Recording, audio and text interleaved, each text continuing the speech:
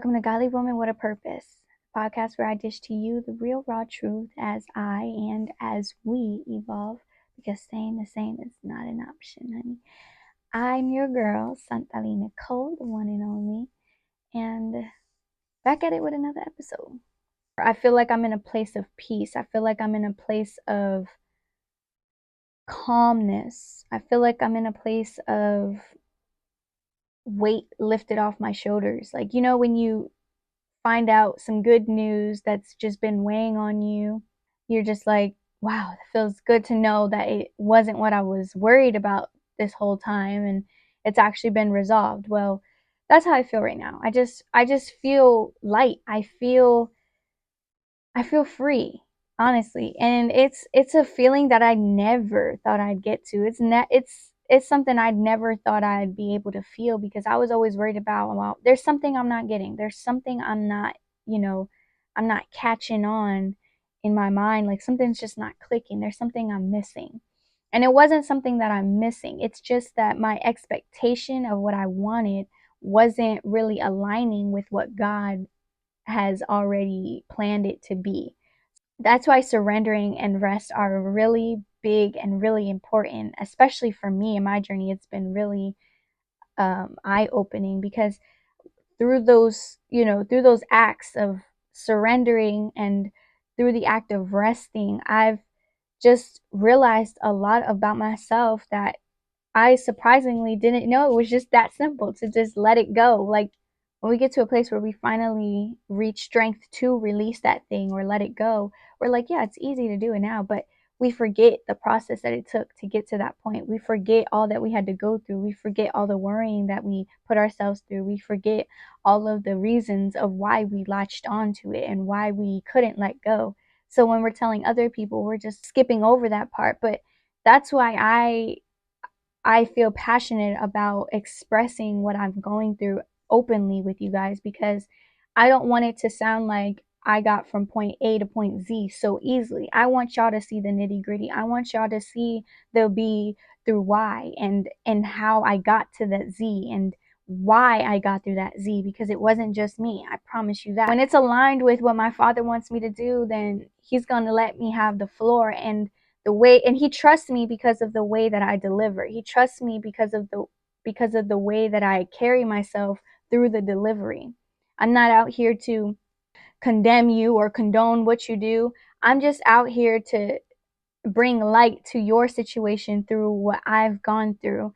And if showing you my nitty gritty gets you to understand that what you're doing you shouldn't be condoning it for yourself, or what I've gone through, you shouldn't be condemning yourself for things, then I'm going to share it. I'm going to share it because it's refreshing to, this is the real raw part that we forget when we say, yeah, I'm real. Yeah, I've been through that. Yeah, I did that. The one thing that always comes to mind for me, I'd see people post reels of their healing stage or their healing era, whatever they would call it, on their reel. And they would have pictures of them before and then pictures of them just looking a little bit better. But we don't know if that was them truly after. We don't know what that in between was. And it's okay. Not everybody's open to sharing it, but I have to, because there's just so much that in what I've gone through, I have to say. Whew, let me tell you, what I've gone through, I used to look at it as, it broke you, SantaLí. This really broke you. This not only broke you, but it shattered you. It left you like Joseph in the Bible, how his brothers pushed him into a pit and left him there to die. Like it left you. It left you alone and dirty. It left you feeling in like true dysfunction. And when I look back, I like being in this moment where I'm telling you I'm feeling light, I'm feeling free. To look back, like this smile is it's not only because I feel good or I'm happy. It's because, sheesh, I'll just keep going with the analogy of Joseph.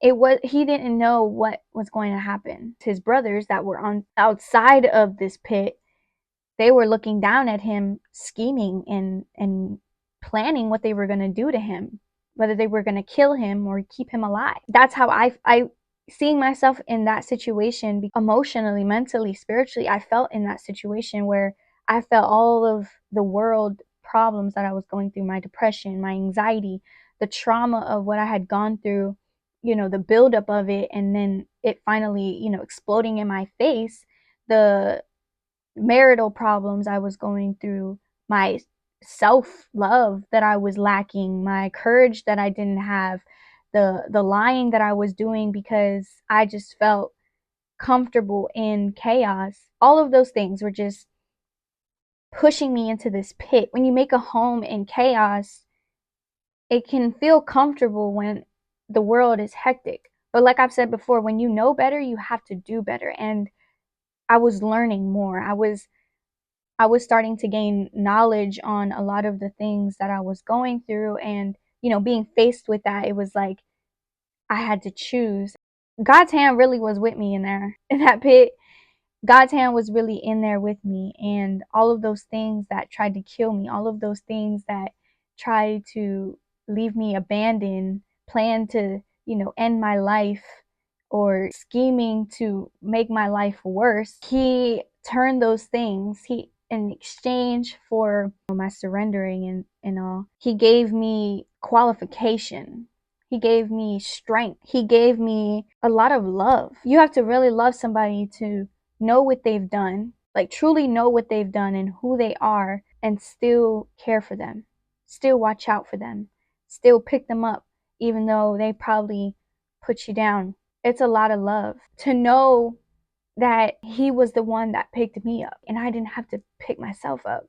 Because before, I was always the one doing the picking up, whether it was for myself, whether it was for other people, like in the relationship I was in. And to know and to trust that he wasn't ever going to get weary. He was never going to get weak doing it. He was never going to get tired of doing it. He was never going to lack doing it. The same way he showed up the first time was the same way he was going to show up every day after that, until forever, until he says, okay, you've done enough, daughter. You've done enough, SantaLí. That's why I feel so free. And I can look at those things that I once said to myself left me broken, left me desperate, left me in despair and dysfunction. They made me stronger. I can see that there's going to be a future, and that's way better than before, because this girl could not even see a future with her in it. I was at one point willing to take my life because I didn't want to be in the future. So to be able to sit here and see myself having a future is why I'm going in this fight with whatever armor I need, whatever weapons I need, whatever trust I need to have, whatever love I need to have, whatever I need, I'm going to have it. I'm going to have it, and I'm going to have it with dignity. I'm going to have it with integrity.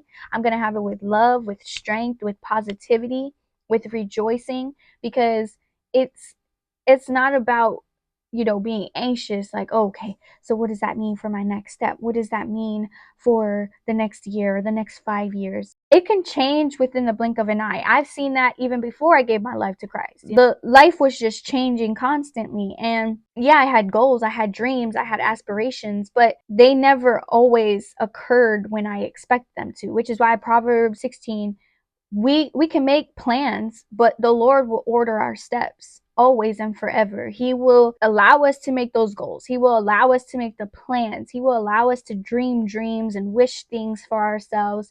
But in real time, in his time, he's going to bring into fruition what it is that you need for the purpose that he has planned for your life, whether you know it or not. Maybe the purpose is for you to spend your life finding your purpose, because a lot of us are so conformed to the world that we don't think that there's anything above us. There's nothing greater than us. The sky is the limit. It's not. And as soon as we figure that out, we start to realize that we have so much more inside of us to offer than what the world gives us as options. In the Bible, it talks about a job being a trade. It's a trade, but it's not your purpose. Your purpose you can find in your trade. Your purpose, you can work, you can work your purpose through your trade, but your trade is not your purpose. We all have we all have a thing that we are good at, that we were sent here to do in our original form before the world got to us. And I strongly believe that the jobs that we do are not that purpose. It is the avenue for us to use that trade that we are good at. So if you're a lawyer, you're good at speaking, you're good at defending, you're good at standing firm in whatever, opposition that you're in, whether you're a prosecutor or a defender. You stand firm, you have the facts, and you speak it with confidence, with boldness in front of the judge. Because whether you're a prosecutor, right, and you're defending a bad guy, you have to have complete confidence that even if even if your client is guilty, that he is not guilty until proven guilty. And if you're the defender and you know this person is guilty, you have to speak with conviction. You have to speak with courage, with confidence that he's guilty, and obviously with proven facts to get that across to the jury. And that's just another way of ministering. That's just another way of being an apostle, just spreading the gospel. It all leads to spreading the gospel. It's so much in this world that we are ignorant to. And I don't mean ignorant as you're like arrogant. I mean ignorant as, when they say ignorance is bliss, it means you lack the common sense, or you lack the knowledge of something that is actually maybe helpful, or actually very pertinent to what it is that you need to know to make things better. Everybody's journey, everybody's path is different. It's not going to be the same, even in their individual lives. It could be one way for that person in one season, but it could be totally different for them in another season. So it's always going to change, regardless of if started from the bottom, now you're here. Hey, cool. Continue to mature it, continue to grow it and evolve it for the better. And when you're in that position where people are wanting to follow you, wanting to know what you do and how you do it, speak it with grace, model Jesus. Even if you don't know how to in that time speak with assertiveness or articulate yourself correctly, model Jesus, showing love to those who don't deserve it. It says, when someone smacks you on one cheek, give them the other cheek. It's just meaning when they treat you a certain way, show them that you're still going to be kind. And that means turning the other cheek and still being who you are, and not allowing who they are to change who you are. Through this whole process, it's just made me stronger. It's made me aware. It's made me free. It's made me light. I'm in the making. Pastor Teague was talking about his sermon that he did was, I'm in the making. And he said, you're no longer in the potter's house, but you're on the potter's tray. It's all of the things in the world that got you to acknowledge God, got you to the point where you are seeking God and seeking him and his wisdom and his knowledge and his love, and being repentant and forgiving and loving, right? It's the things that got you to him. But now he's putting you on the tray, because all of those things that, mimicking how they usually do the clay, but all of those things that made you broke, all of those things that made you dysfunctional, all of those things that made you crazy, all of those things that made you anxious, all of those things that made you the way that you were before, are making you into the person that he needs you to be in order to reach his people. In order for you to be in the right places at the right time, right? The right exposure for the right people that he can reach. Being in this place of feeling free, being in this place of feeling happy and at peace, and feeling like I may not, be going at the pace that I expected myself to be, but I'm on the right track. I'm not going one lane because another person's going that lane. I'm not going backwards. I'm in a steady position and I'm on the right track. Being in that track and being at a steady pace has led me to be more interested, more fearless, and more bold in what God has exposed me to. Exposure is everything, right? I'm learning stuff about myself, even the stuff that I've shared from my first episode up until this episode. It's always been in me.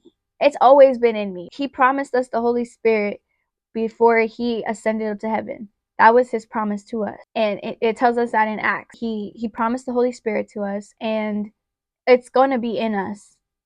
When we start looking for it is when we start to see it. It's just like when, for instance, you lose something and you're like, dang, where is the pen?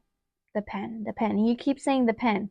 You keep saying, where's that pen? And you start describing the pen, you start imagining the pen, and then you start to remember where you last had the pen. And you eventually find the pen. So it's just like the Holy Spirit in us. There's so much that we have stored up in us from our experiences of the world. But when we start calling on the Holy Spirit, when we start calling to God, when we start calling Jesus, ask and it is given, knock and you shall, seek and you shall find, knock and the door will be opened to you. And that's with the Holy Spirit. He just needs us to call on him.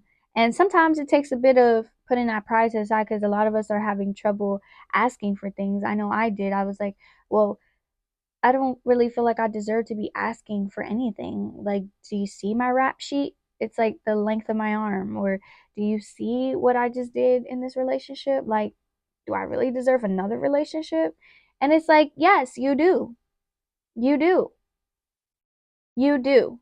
And it's not cocky. It's not uh crazy thinking.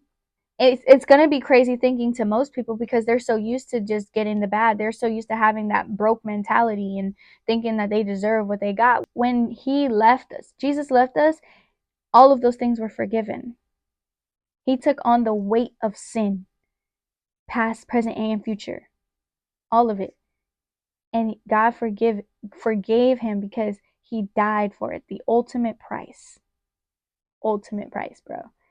Nobody else is going to die for you to live happy, to live at peace.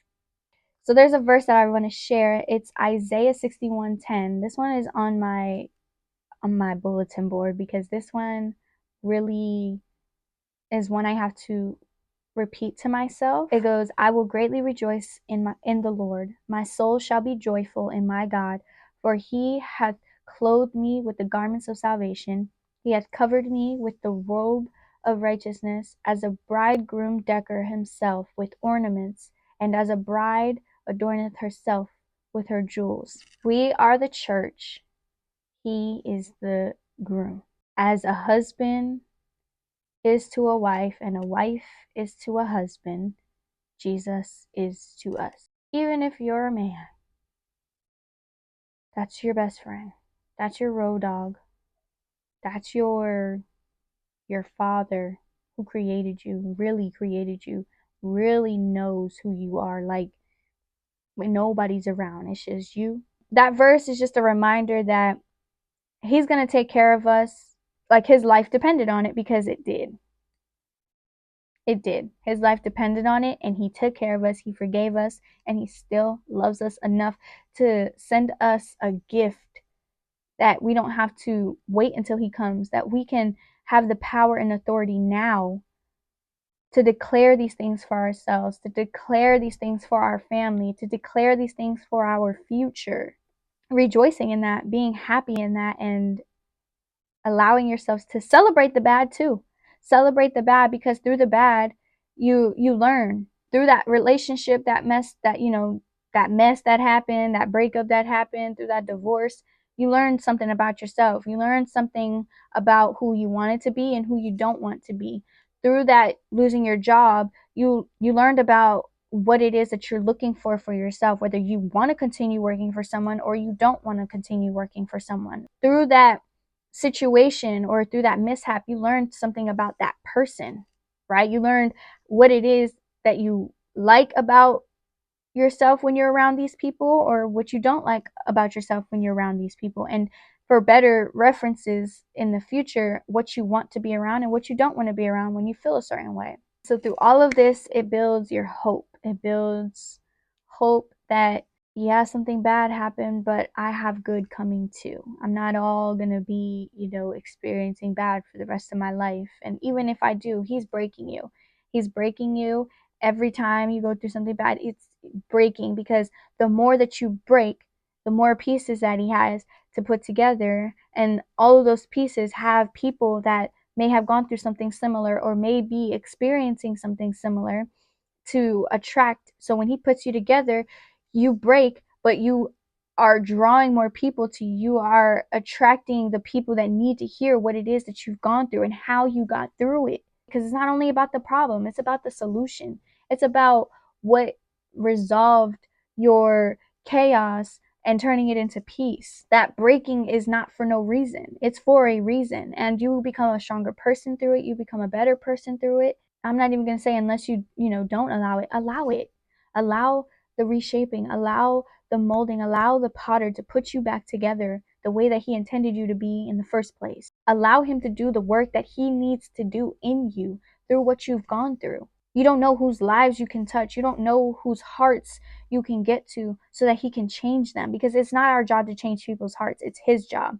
We're just the vessel, right? We're just the lamp that he's holding to light the world, to get all the people that need to see it to come to you, so that what he's broken in you, what he's taught you through what he's broken, it can get to them. And that's why it's important that they know who is doing it, because it's not by your strength, it's not by your knowledge, it's not by your patience, it's not by your peace, it's by the strength of the Holy Spirit. It's by Jesus Christ, who died for you to have that opportunity, that blessing. Philippians 4:11 says, now that I speak in respect of want, for I have learned in whatsoever state I am, therewith to be content. So no matter what you go through, always be happy. That pisses the devil off. That pisses the enemies off. For you to be happy and I just took your wife, for you to be happy and I just ruined your job, for you to be happy and I gave you a miscarriage, for you to be happy and I gave you a barren womb, for you to be happy and I took your father and your mother, for you to be happy and I took 2 of your kids, for you to be happy and you have no friends, no job, no place to stay, no money, no means to get to anything that you need to get to. Be happy. That will piss him off as you start to realize that the disqualifications are what qualify you. You start to see more of the opportunity, right? That exposure of being broken has given you exploration in the opportunity to help others, right? Even if it's just a conversation, or even if it's just an act of service, giving to others your time, your hobbies, your gifts. It's through that exploration, through that opportunity, that you're able to help somebody else feel what you feel.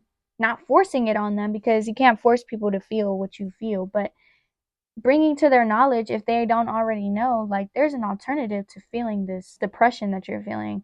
There's an alternative to not feeling anxiety. You don't have to feel this way. We're reminded in Deuteronomy 28:4, blessed shalt thou be in the city, and blessed shalt thou be in the field. Blessed shall thou be the fruit of thy body, and the fruit of thy ground, and the fruit of thy cattle, the increase of thy kin, and the flocks of thy sheep. All that tried to kill you made you stronger, and with that comes increase, because you're not only getting back what he took from you by God, but by God's being, he's an abundant God. He's going to give that back to you in times 1,000 than what you think it is that you're getting back. In Pastor Teague's sermon, he mentioned that before Jesus fed the 5,000, right? He broke the bread, or he blessed the bread, he broke the bread, and he passed it. This part got me, because we tend to forget who we are and who's in us when we go through things like I did. I forgot. Your girl forgot.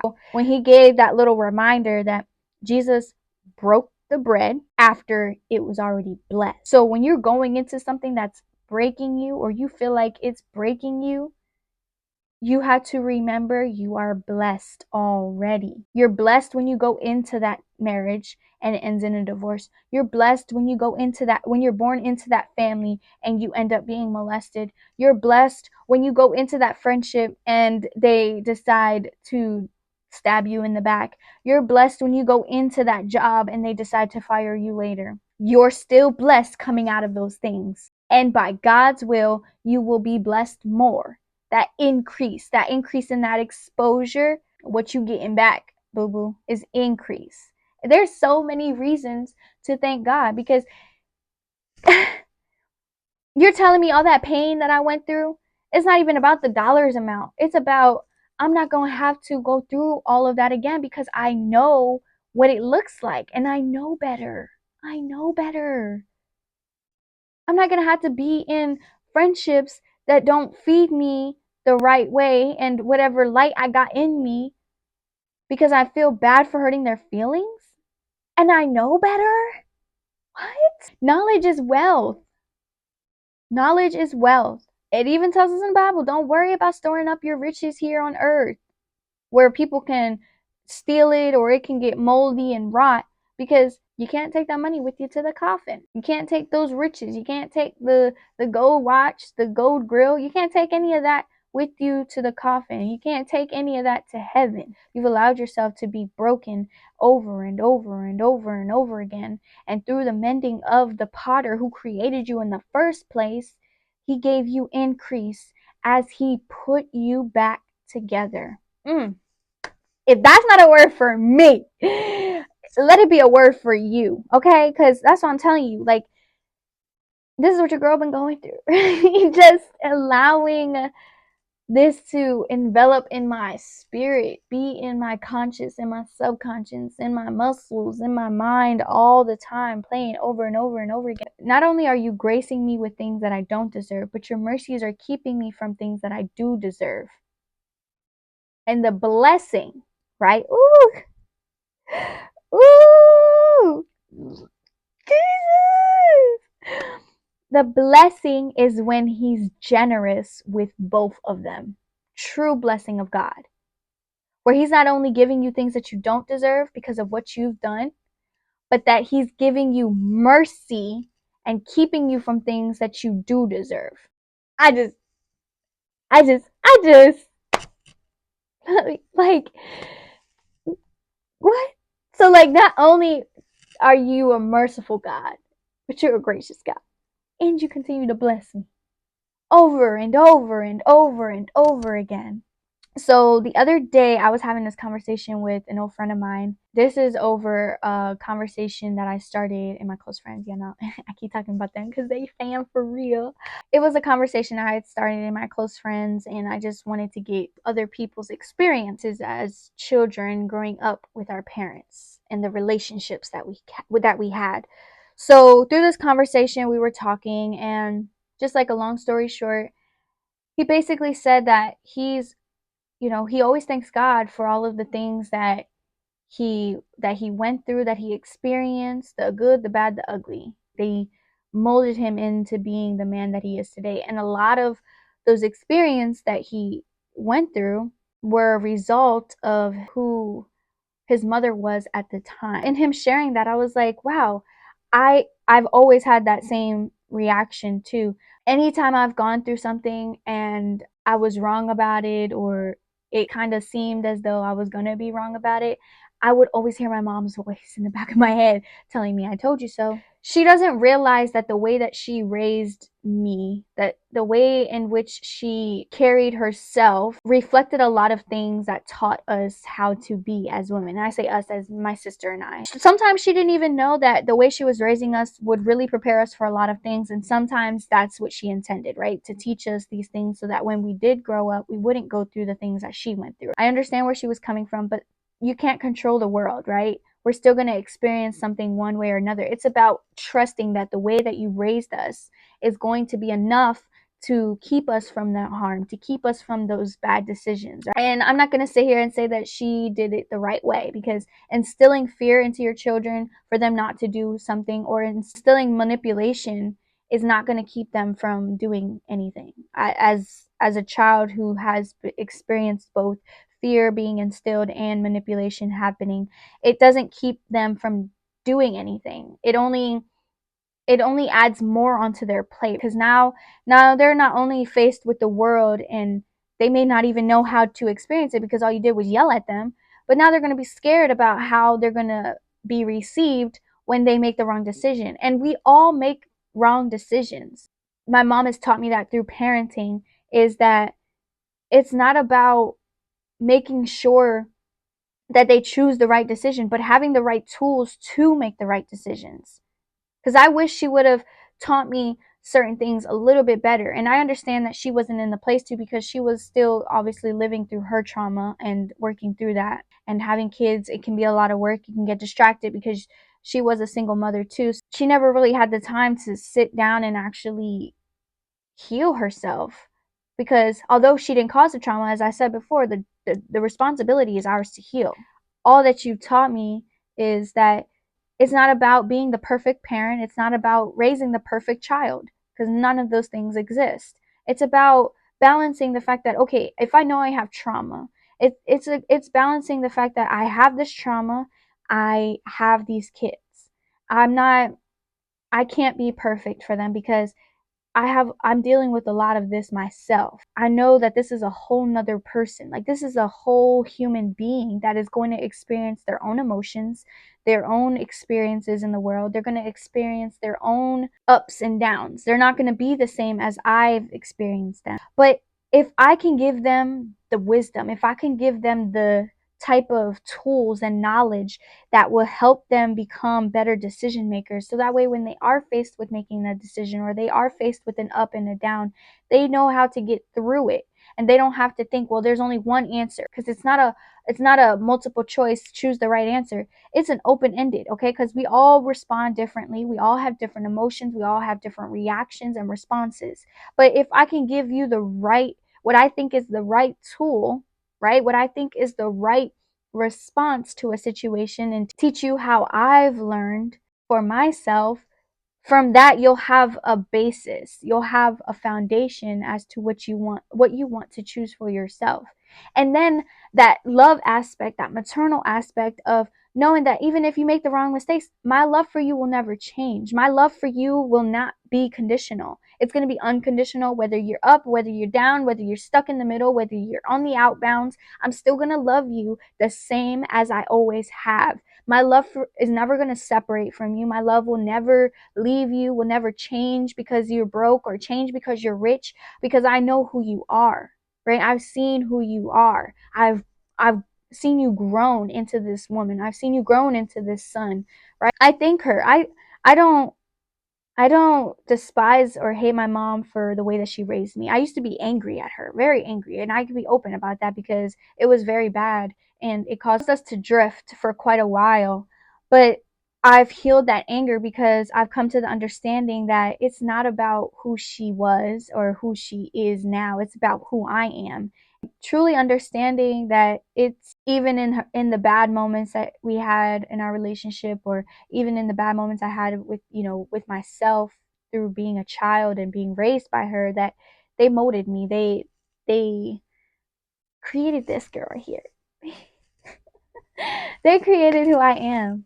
And I don't know where I would be if I wasn't raised by my mother. I don't know where I would be if she wasn't, here and still kicking and make it, she's a very stern woman. Yes. And I used to not talk about it a lot. This is why my anger used to build up, because a lot of what I had went through, I made me, hate her, made me despise her, and just like, how could you do this? Like, I thought you loved me. I started to learn that it's not that she didn't love me, it's that she didn't feel loved. She was lacking that love to give. You can't give something you don't have. And also understanding that I don't allow it to change me in a bad way. That it doesn't have to make me like her. I can be a better parent because of her. I can see those moments where she's not truly intending on teaching us things or teaching me things, where she's still teaching me things without her knowing it. And I understand that not everybody's going to be here forever. And I don't want to have that moment where I get the call that my mother's no longer with me, and I have all this resentment or all this anger in my heart, because regardless of where we've been in each other's lives, I will love that woman. I will love that woman. And that's why I thank God for continuing to mature this love in me, and continue to really soften my heart, because it's just shown me that I wasn't angry at her. I just wanted her to love me. It's okay for me to be loving with her, because we can learn together. Love is great. Love is so great. if I could leave you with any piece of advice today, it would be to be happy in what's broken you. See the happy in what's broken, because it's through the broken that you truly start to gain more knowledge in how you're blessed. You were blessed before you were broken, and you'll be blessed coming out of that brokenness. Care for yourself, love yourself, be soft with yourself, and give yourself grace, and His mercies will meet you. I promise you. I promise you. Just make the effort. I say this every episode. I love you, but He loves you more. All right? I'll catch y'all on the next episode. Love you.